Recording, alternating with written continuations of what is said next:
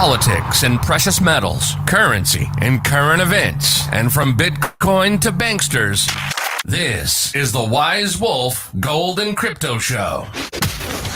Now, here are your hosts, Tony Arterburn and Kenzie.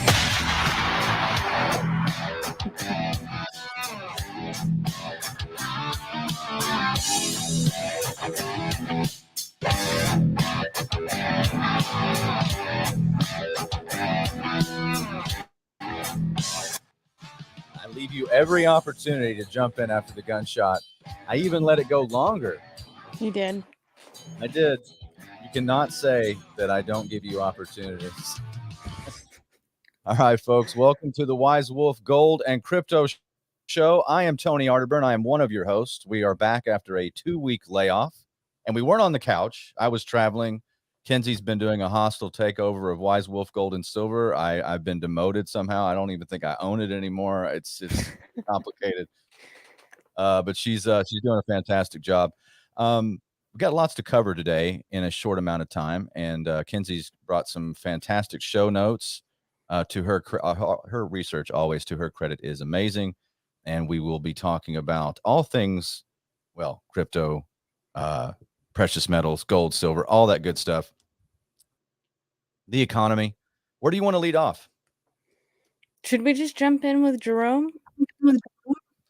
Let's just jump in with Jerome, and let's see. We're playing roulette with will Tony's computer allow us to use it at this hour? This is always a gamble, but we will try. All right, stand by. Oh, yeah.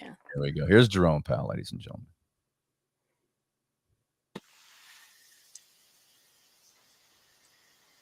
Oh, Tony, we have no sound.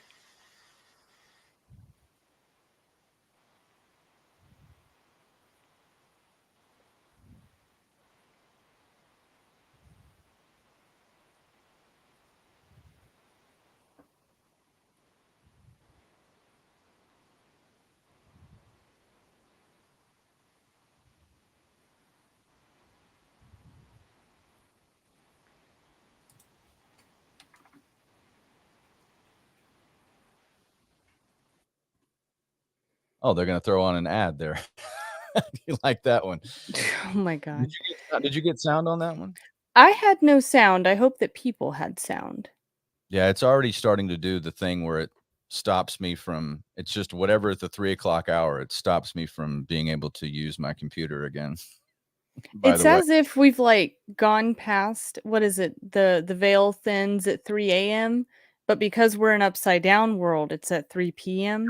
I have no idea why. This is something, and maybe Kenzie and I will talk about it off air. I have no idea why, but we just ran a whole encore presentation for Don Jeffries where I did this one on Rockfin. But anyway, sorry, folks. This is live radio. And don't you love it? YouTube plays an ad in the middle of the 1.5-minute video.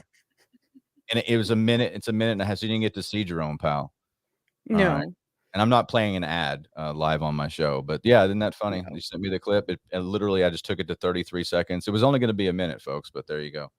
So what's Jerome saying? Is he's in Jackson Hole? He's having a good time. He's hanging out with the Cheneys. What's Jerome Powell saying? So yes, he was in Jackson Hole, and basically they have let us know that the Fed is ready to pull the plug. Now, you can't ever really take them super seriously on this because I have a feeling they will still be acquiring some assets through, just sort of some backdoor deals. So it's not necessarily directly on their books, Tony. But the idea of quantitative tightening, and then he's letting you know, hey, there's a real depression to come and you're going to have pain, recession, I should say, to come in your household. You're going to feel some pain. There are going to be job layoffs, and we are starting to see those mass layoffs happen. So this is just something that people need to be aware of and be ready for. It does not seem so great. Well, people were shocked at this speech, and I don't know why anybody was shocked. I don't either, but I think that they have deviated. The financial leaders of this country and internationally, folks, just from my own study, and I talked about this today on America Unplugged, I've never seen a time where you have Jamie Dimon, the head of the largest bank in the United States, JP Morgan, talking about economic superstorms coming. I guess I find that so significant. I know I keep bringing it up, but it's never happened before. And then you Mhm. got the head of the so normally, folks, what these people are going to do is they're going to cheerlead for the economy, cheerlead for the dollar, cheerlead for stability all the way to the end and then past that. But right now, you see people and like what she's talking about with Fed Chair Powell is that they're literally just almost like giving up the ghost. Like they Yeah. realize. And he said something weird a couple months ago, and I'll get your take on this. He said, we don't want to have to cause a recession, and we don't think we will. He said have to cause about rising interest. Remember when he was talking about Yeah, raising but prices? that's what they have to do. That is what they have to do. They have to cause the recession. And it is their fault because they let it get as far as it did, right? So what he's saying by this is our inflation rate is supposed to be like 2% a year, and we've gone well above that. Most of you guys know that. So they're talking about price controls and how do we get there? We're going to make your life really hard. The interest rates are going to have to come up. There's probably going to be a pretty good credit tightening, and there will be massive layoffs because spending had just kind of gotten a little bit out of control. Um, Is this where they get? Is this the origin story of the myth of the strong dollar? Because they're like, look, we raised rates. Isn't the dollar stronger? Don't you agree that mhm, we're not? I mean, that's like, what? I mean, you talk about fantasy land. I mean, every headline is about how either precious metals are tanking or cryptocurrencies tanking because of the strong dollar. I'm like, well, didn't you guys just print 80% of all the dollars ever created in the history of like the country? And you're mhm. just, I mean, this is, Well, and they're gone. Like all of those dollars are you know what? I don't have a chart for this, but just take my word for it today. Maybe I'll find the video or something to show you guys on Twitter later. Remember all the reverse repos that have been happening, and everything was all fine and dandy because there was so much liquidity. Well, the Fed is not going to assume that risk anymore either. And what that ended up doing was you had this flood of cash that could be used out in the economy, and now there is a massive wave of it that is at home or not being used, and it's not circulating through this economy. So that is just something also to keep an and when eye you're on. talking about reverse repos, you're talking about the Fed actually reversing those transactions, like taking out the liquidity that they pumped into the Mhm. overnight. That's what you're referring to, right? Yes, and before everything was all fine and dandy because every bank out there knew that the Fed will save them no matter the amount. This is why also it changed to where, banks had never had a great rate. Like no one should ever feel comfortable because every dollar that you gave them a couple years ago, they could loan 9 out or 10 out. Then they don't have to have any reserves at all because the Fed was there to back them up 100%. Now with what the Fed is doing, you can't do that anymore. And if you're going to unwind this balance sheet and banks are actually going to have to cough up money for some of these loans, then we're going to have a big problem. And that's why this time around, everyone should be really scared of a bail in instead of a bail out. Whatever assets that you have in a bank, they're not your assets. Even safety deposit boxes, that's not yours. They have the rights to them, and they've proved that before and done that throughout history. So, Do not keep gold and silver in a safety deposit box. bad idea. Do not keep Bad idea. supposed to keep cash, but I mean, a safe deposit box is just not what it used to be. I mean, they can bypass everything, Mhm, and she's absolutely right when she's talking about a bail in. mhm, Okay, a bail in is much. Greece did this. mhm. Was it? There's other ones. Cyprus. There's a few others in that area in the Mediterranean. They've done this, and it's a real possibility where the government and the central banks say we have to hold your assets to keep it from being a run on banking. That's why I'm so confused. Which they've done in China. Oh, It's of been course. going on in China, and also in Pakistan, they've got digital identities now, which ties to using their banks, and they're no longer allowed access to their bank if they don't submit to using the digital ID. So there's actually riots and stuff going on over there and in various other countries right now that revolve around bail-ins and digital IDs. Yeah, and everything is the digital ID. And you talk Mhm. about China and the social credit score, and they had tanks out protecting their banks. Tanks to protect the banks. Tanks for the banks, folks. That's what they had. What is it, about a month ago? We were doing the show. Mhm. Let's talk about the economy a little bit. We'll get back to precious metals and crypto here in a second, but just kind of overall big picture. You sent me this link from CNBC 1 in 5 home sellers are now dropping their asking price as the housing market cools. I have a better word for that. It's not cooling. it's, it's imploding. Homes in August set on the market an average 5 days longer than they did a year ago. The median listing price in August dropped from 435,000 to 449,000 in July. And I tell you what, now that is the median home price, and you can tell how bad inflation actually is by looking at that number, folks. That's what you need to look. That when they've jacked up the prices and there's so much liquidity floating around, that's why the housing market always booms, because there's just cheap money. They overbuild, and then the bubble always pops, and they leave you holding the bag. The average home sold for less than a list price for the first time in more than 17 during that 4-week period ending in August 28th, according to Redfin. So just another indicator that It's a race to the bottom.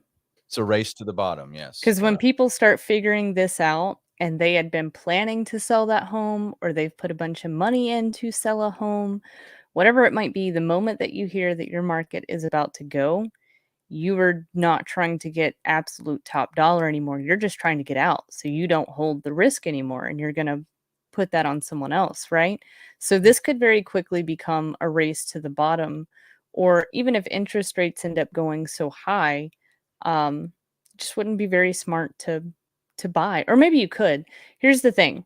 If interest rates get jacked up really high and you meet the bank's requirements even after credit tightening, which they might even expect more than 20% down, let's hope that the home cost is low enough. Don't let the high interest rate necessarily scare you, because there's a very good chance that if you put in that huge down payment, you've got some money still saved up.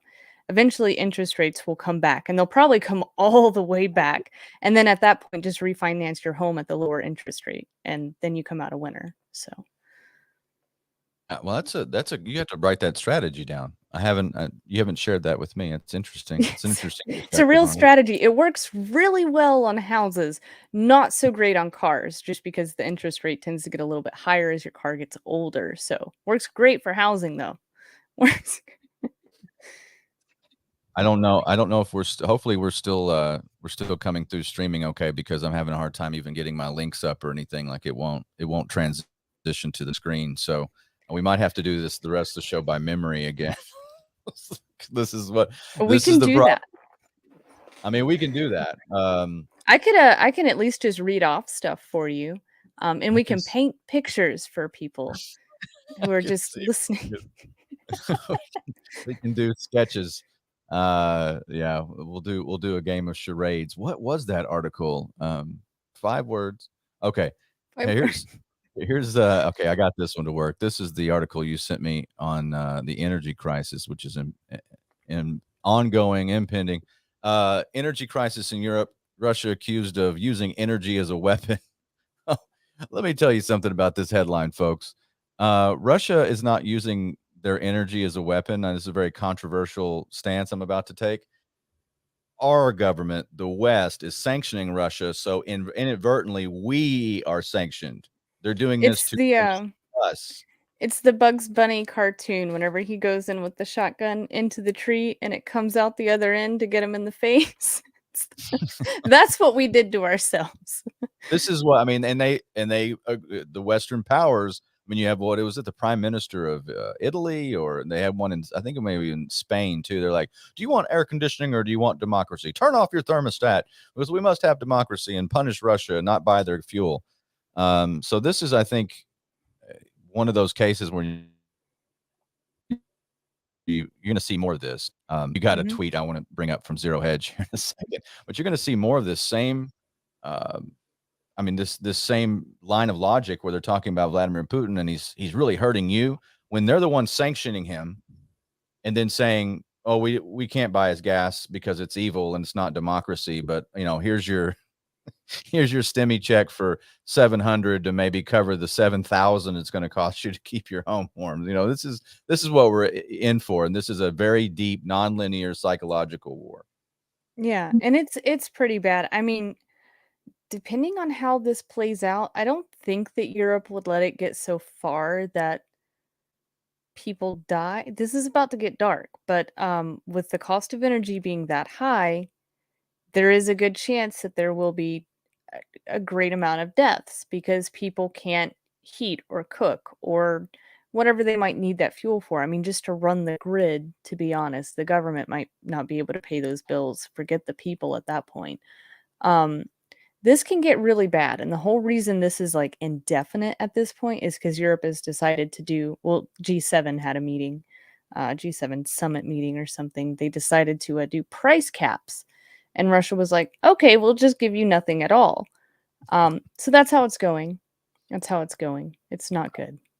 I'm ever so trying to continue to get you links pulled up here, but it looks like well, we'll see. I'm trying. This is always fun on live radio when you're like, well, I can't do any of the things I normally do. So how are you doing? It's just the fun part of doing things live. We used to just record the show, and those were fun too. We like the challenge of live, and we may have to move our time based off of Tony, what's happening. why is this whole energy deal not hitting us as hard as it is other countries? I know that they're so much more connected Close, to Russian oil than we are, but yeah, do we pipeline. just keep dipping into reserves? Like, what are we doing? What are we Well, I think it has to do with importation. You've got South American oil, you got Mexican oil, you've got Texas oil. We still got a decent amount of domestic production. Mhm, People overvalue Middle Eastern oil too. It's mhm. only Middle Eastern oil only accounts for about 24% of the world's output. I don't know if people know that. There's another Yep. 76% out there, and Russia accounts for a massive amount of Europe's. So that, I just can't help. They have to know that before they even started these sanctions, instead of looking for, like you just saw a story last week on antiwar.com. Boris Johnson sabotaged a peace deal in April of this year to bring the war to a close. And he told Zelensky not to do it. We don't want peace. We don't want anything to keep going. So these leaders know what they're doing when it comes to the driving of energy prices. They know how subject they are. This is a remake, folks. This is a great reset. This is what this is. This is nonlinear warfare. It's very deep, and it has to do with economics. Is why I'm bringing it up on our show, because this is about the World Economic Forum. This is about the multinational corporations and international banking combines Mhm, remake the world. And this is why it's complicated, because they're like, well, why would if Europe knows that it gets all this energy from Russia, why would it sanction itself? Well, because they want to blame shortages on somebody else, mhm, right? And that's what I think. I mean, I could be wrong, but I think that they point to this. They want to remake society. They've got an agenda that ends in 2030. They put it in writing. It's called Agenda 2030. It's the agenda for the 21st century, and its companions in the World Economic Forum. It's called the Great Reset. They literally going to remake society, and it starts with creative destruction. Um, I know this not because I'm a seer or a prophet. They literally they've written it down. You can go look it up, and it's been going on since, at least with Agenda 21, since the early 90s. Am I mhm. wrong on any of that, Kens? I mean, I'm happy to be wrong. No, I don't think so. Most of the, what is it? Why is it slipping off of me? We're gonna create problems so they can fix problems later, Problem, and reaction, y solution. problem, reaction, solution, and just never let a crisis go to waste. There you go, a little Rahm Emanuel. And I think Winston Churchill said that too. Hey, Mhm. here's a post on Zero Hedge. It only took me 5 minutes to get it up on the screen, but this is what 1 ounce of gold looks like in Germany. It's a tweet from Zero Hedge, and it's just a giant stack of wood, folks. It's wood for the fireplace. That's it. Winter in Europe this year, because I'm going to make a prediction. They won't do a peace deal. They love it. Our leaders love this conflict and they're like, hey, we can open up a second front in Taiwan, because who cares about life on Earth? Let's just let's just get this going. I mean, let's open up a second front. We'll get Russia, or we'll get involved in a big wide conglomeration, and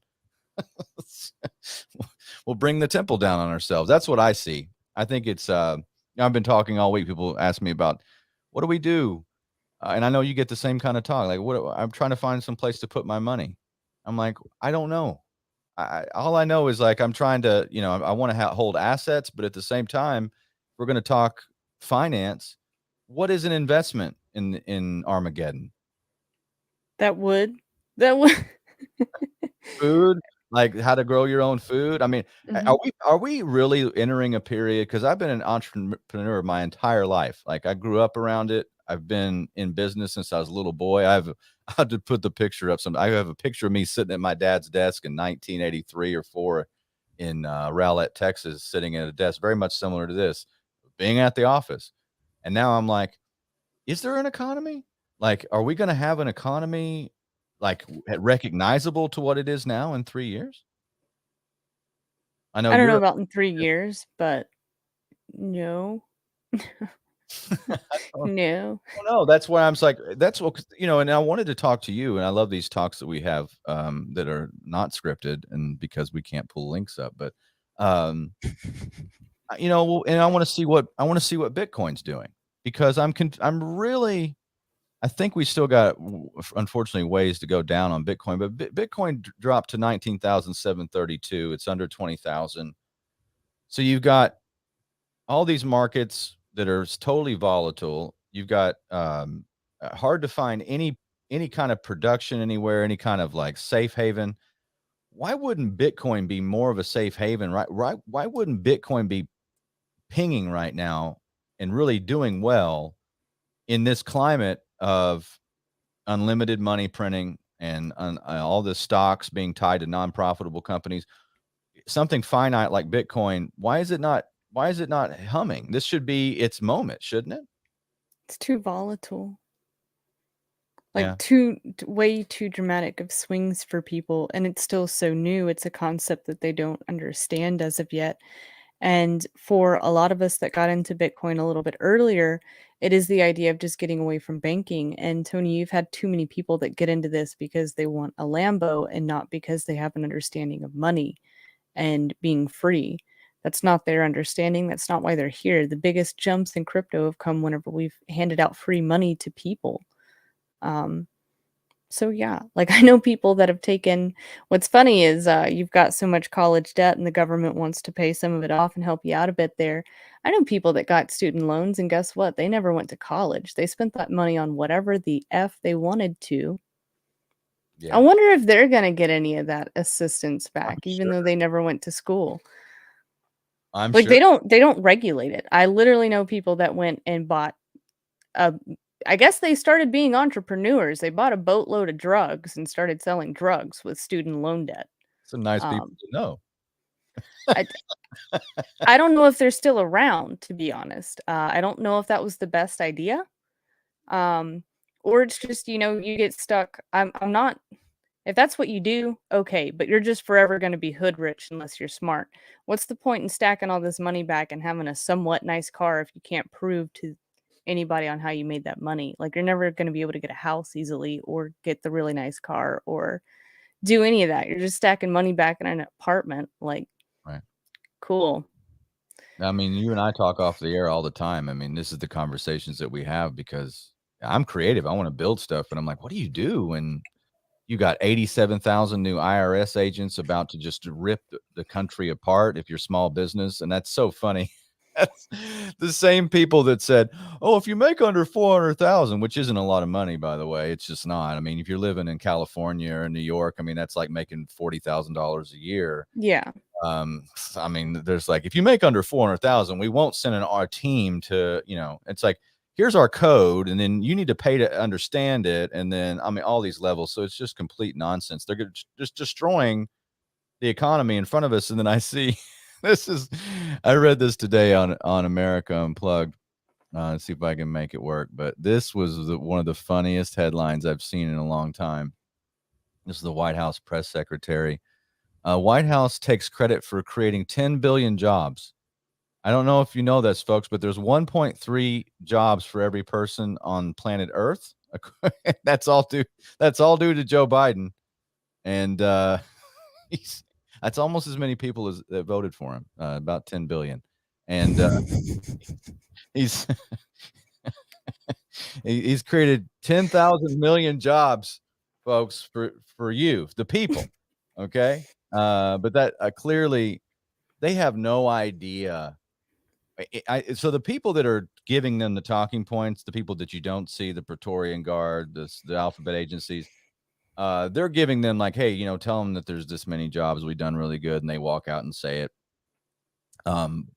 But they don't know exactly. I mean, they're destroying the economy. They know exactly. The people that are giving the talk points know.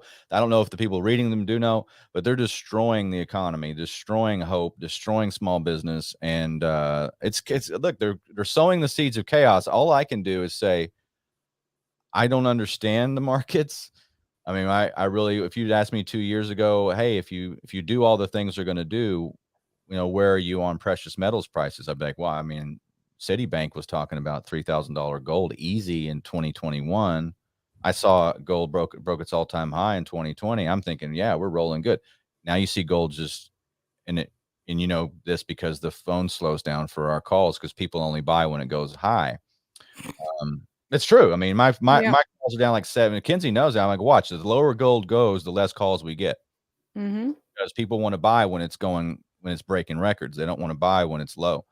And sorry, I don't know why that is. I like to buy. I was looking at 1/10 ounce Krugerrands the other day, and they had some new ones come in. I'm like, I'm going to select. I'm getting some 10th ounce Krugerrands because they were so low. And so, I don't know, folks. It's hard to say where we are and how to calibrate all this because I asked Kinsey about Bitcoin. She doesn't know either because we're like, well, should this be your moment? Bitcoin can't be destroyed as far as the spot price because you can't really manipulate Bitcoin like you can the precious metals market. So Kinsey and I know why that gold and silver are at these historic lows. We know why. The most manipulation you can get out of Bitcoin is a quick, typically just a quick flash crash where you have 8 to 20 whales that come together and decide that on this day we're going to do this move. And it takes like 2 days to a week to get back. And they literally sell and then rebuy right back in just to move the price. And I would assume that that's what the banks are doing on a slower level with the precious metals. For them, though, it just happens within a couple seconds because it's called spoofing. They just spoof the markets, and that's what JP Morgan and Credit Suisse and Bank of Nova Scotia, all of these banks keep getting in trouble for. Right. It's the low level people that are getting punished, but the overall arching program policy is to manipulate. Let's see if I can make this headline work. This is Kitco.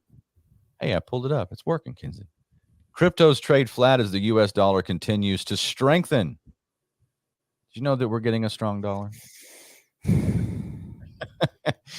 It was a rather uneventful week in the cryptocurrency market as the price action is concerned, and the vast majority of tokens in the top 100 deviated less than 5% in either direction over the past 7 days. The U.S. dollar rose to its highest level in 20 years. The dollar's so strong, folks. 20 years. Data from TradingView shows that after climbing higher throughout the early trading hours on Friday to hit a daily high of 20,460, the price of Bitcoin dumped back below 20,000 in the afternoon session, putting bears on their heels as they scrambled to defend the psychologically important support level. Well, I do not understand those headlines based off what I know. And you have the BRICS nations, Brazil, Russia, India, China, South Africa. These that they're creating their own gold standard, their own. Getting away from London, creating their own currency, gold backed, possibly bimetallic. The dollar. I don't care what these headlines. These are transitory. You want to talk about transitory? These are transitory headlines. Strong dollars. I don't agree with that.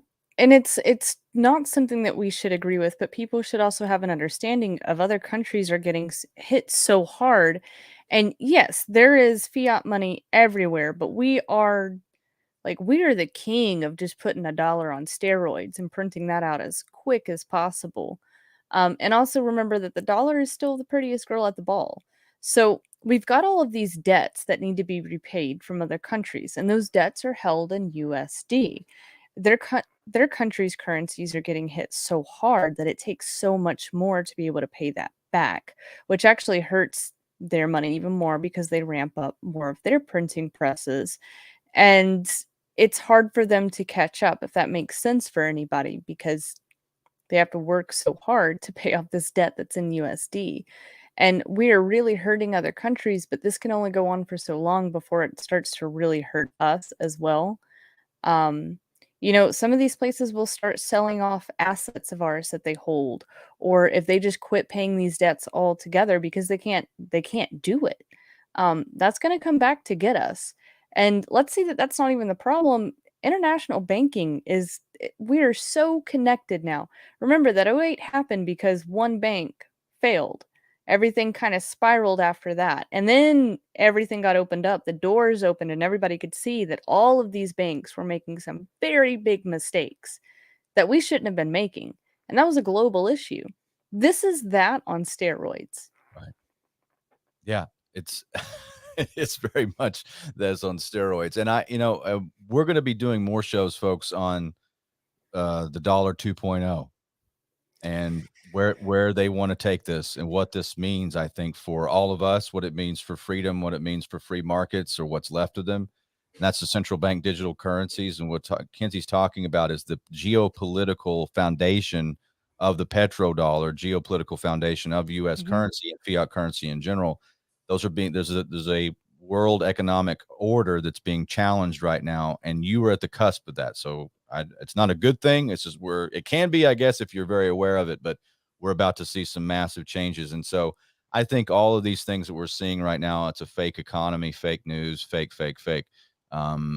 People are wondering why precious metals are where they're at. I said, look, I don't know.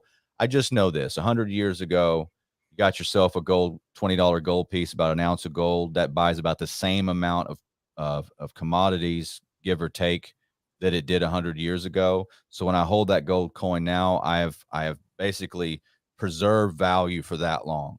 So regardless of what you see on these screens, regardless of what you see with it linked to whatever currency, because that's manipulatable, what's not manipulatable really and truly is what can I trade this for? So that's how you need to think of. So we're not an investment show. We're not, I don't know. I know I invest in myself. I invest in my business, and God willing, we make money.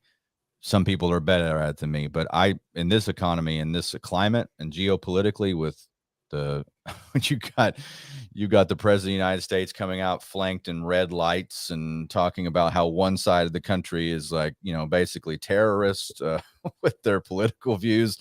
That's not all sunshine and rainbows and morning in America. That's not the 80s, folks. We're in a dystopia.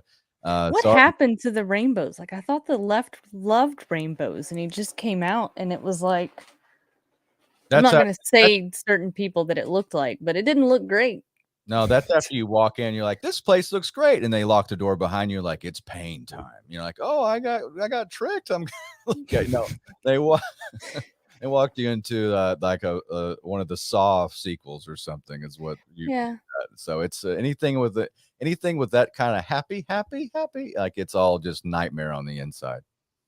That's true. Sorry.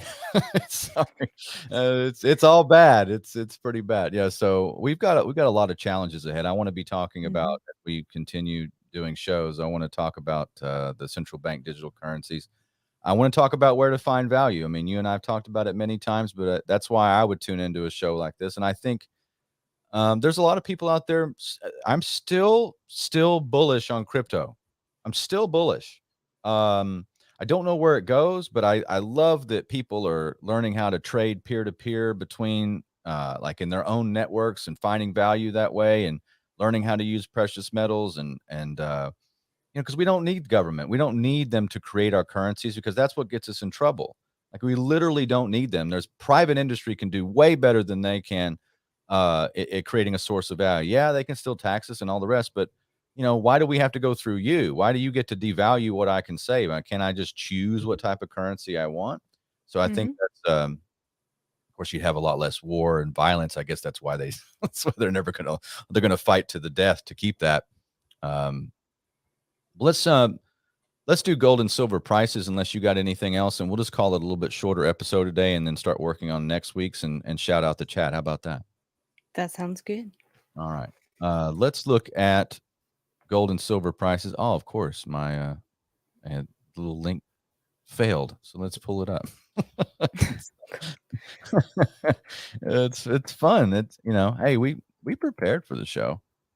Saw somebody in the chat was like, Tony, there's like 3 hours of broadcasting. I'm like, yeah, it's America Unplugged, and then this one. So almost 3. Saturdays are always full. Let's look at the gold and silver price, goldprice.org. 1,712 Luciferian bankster notes make a troy ounce of the yellow metal. 1,712 Federal Reserve notes, fiat dollars per troy ounce. Silver at the ridiculous $18.06. You cannot mine silver for that. And the silver reserves are running out, and they are depleting it by hundreds of millions of ounces. But by all means, the price should go down, because that's where it belongs, right? When you can't find something. So you do your own math on that, folks.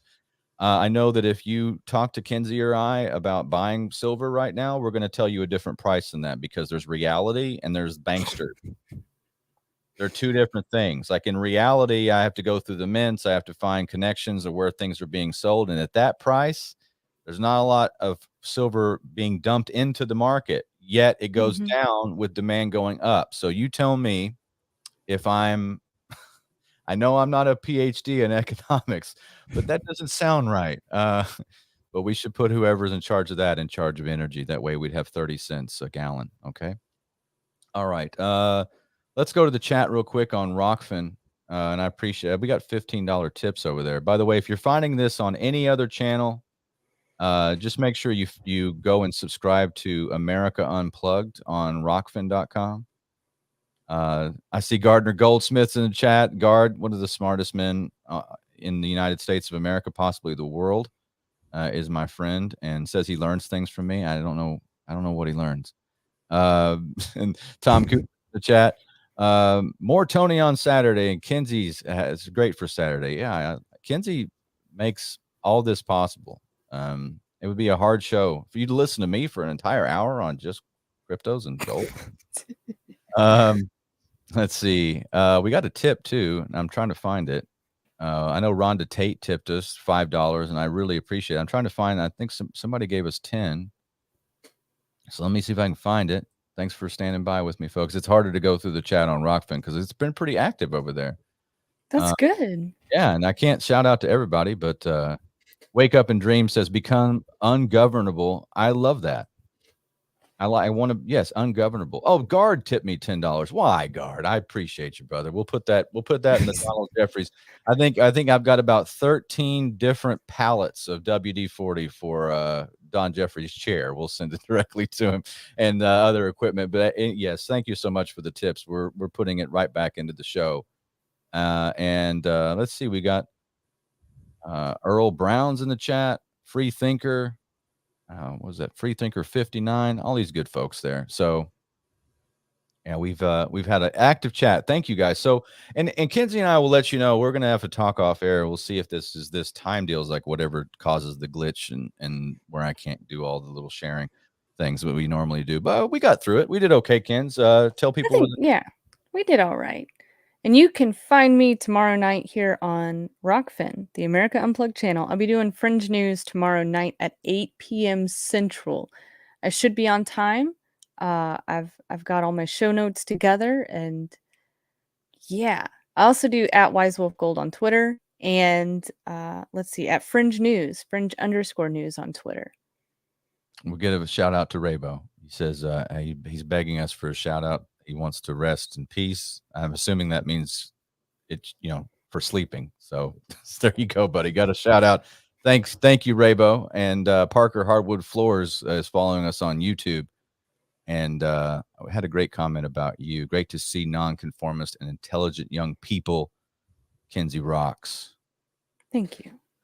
I agree. Kinsey rocks, and doing a fantastic job brokering precious metals, and I should have hired her years ago. So you guys know that we're sponsored by Wise Wolf Gold and Silver, wisewolf.gold, and you can get in touch with us there if you want to buy precious metals. And most of the time it'll be me answering the phone or Kinsey answering the emails. That's what we're doing right now. We'll be back next week. We'll put it out on Twitter what we're going to do. but we'll try to get at least one show a week talking economics and crypto and stuff. And then I got some other plans for the show. It's going to be fun. We got a lot of good stuff coming up on this front. So we appreciate you. And thanks for joining us today. Everybody have a wonderful Saturday.